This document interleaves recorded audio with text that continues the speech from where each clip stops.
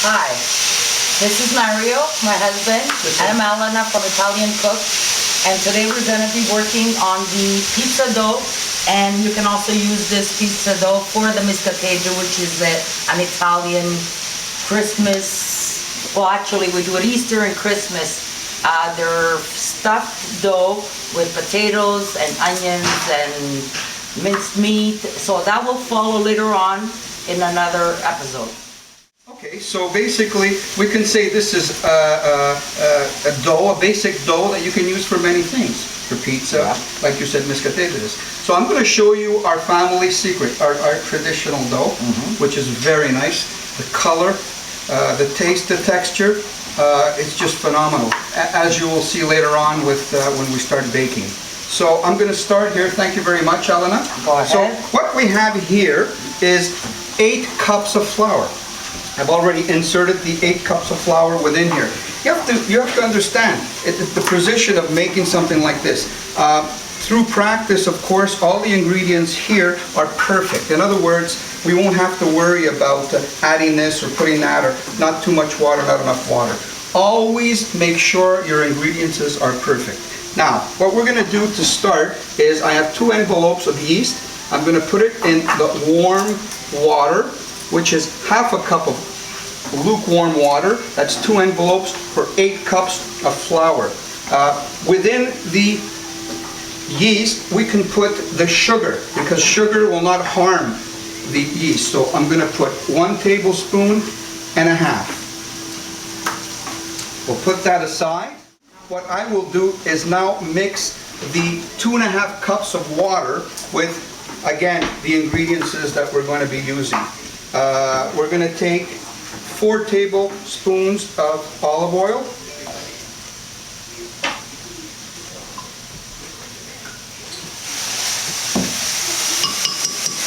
We're going to put 1 tablespoon and a half of salt. We're going to put approximately 2 tablespoons of tender flake or Crisco. Setting up the mixer. It's always nice to have a mixer. You could always also use, here, get the appliance over here. We're going to put that inside. You can do it by hand, but it's preferable to get a mixer like this. So now that's ready. We're going to mount it. Okay. This mixer has 10 speeds. I used speed number 2. You cannot go more and less. You can do that, but you're better off at setting number 2. So if you have a mixer that has 6 settings, obviously you'd have to go to setting 1 or 2. I have 10 settings, so I'm going to go on setting number 2. I won't need this anymore. So now basically the yeast is starting to melt and starting to activate. They usually say 10 minutes, but even 5 or 6 minutes, 6 minutes to 10 minutes is good. You're going to mix the ingredients over here, which is the salt, the olive oil, and the tender flake or Crisco. So that's ready to go. So 2.5 cups of water and half a cup of water and yeast and sugar. And this here, what we have here, this is just preventive. Just in case we notice that there's not enough flour, there's always good to have this on the side. We have 8 cups of flour. So let me start the machine. Always start with the yeast mixture. Very important. This way we'll make sure that it's everywhere.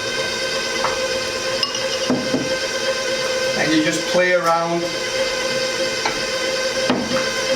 Put a little bit in the center, a little bit on the side.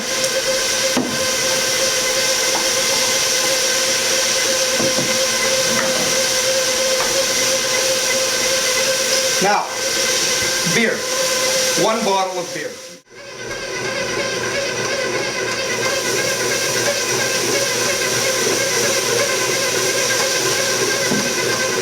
And now we're ready to add the water mixture.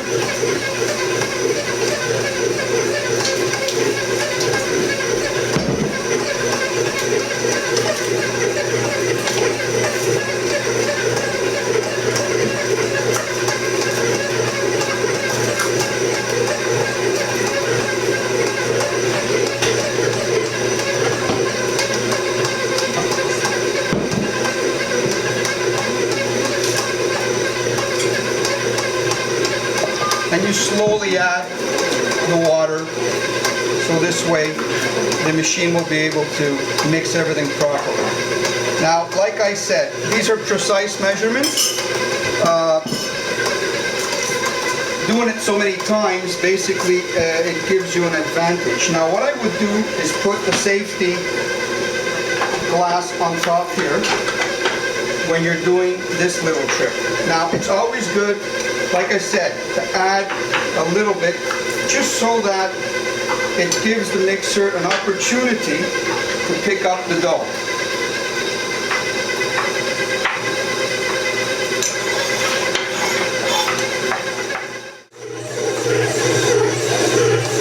So when the mixer starts to feel a little force, that's because it's almost come together properly.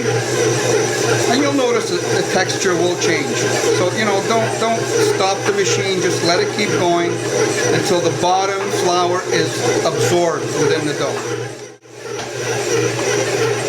You know, you wonder, should I touch the dough for the texture? Again, I'm not going to do that because I'm using precise measurements. If you're not using precise measurements, yes, you have to stop the machine, drop it, touch it, and see if the texture is good. In my case, the texture is good because I'm using, again, precise measurements.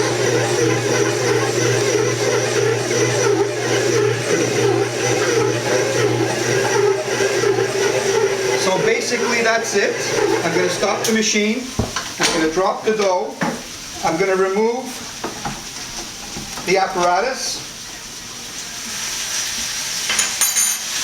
Take it up. And I'm just going to basically put it on the table. You take the dough and you just basically, again, it looks easier. It looks easy, but it's not easy. But you're going to get used to it. So what I'm doing with the baby finger is I'm tucking the dough underneath like this. Okay? Now, a usual 16-inch pizza takes 2 cups of flour. So what I do is I take the center, I cut it,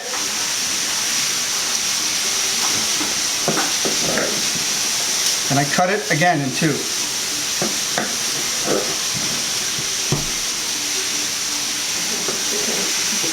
Then take the dough and I do the same movement that I did when it was solid. You can basically say I'm kneading right now and putting everything together, making it look a lot more attractive.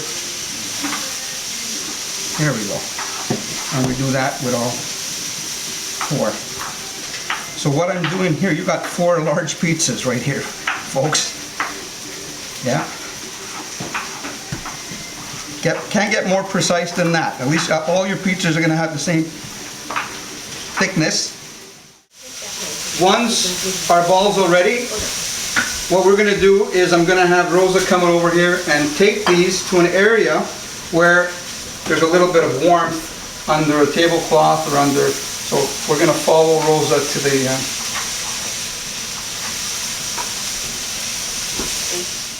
You see there, we made dough earlier, so that dough is starting to rise already. So I will just lay these 2 fresh doughs over here, and they will rise just like this. And you just cover them up, and you just leave them alone, and don't get any draft or anything on them, and till the balls double, and then they're ready to be used. So this is basically how we make dough.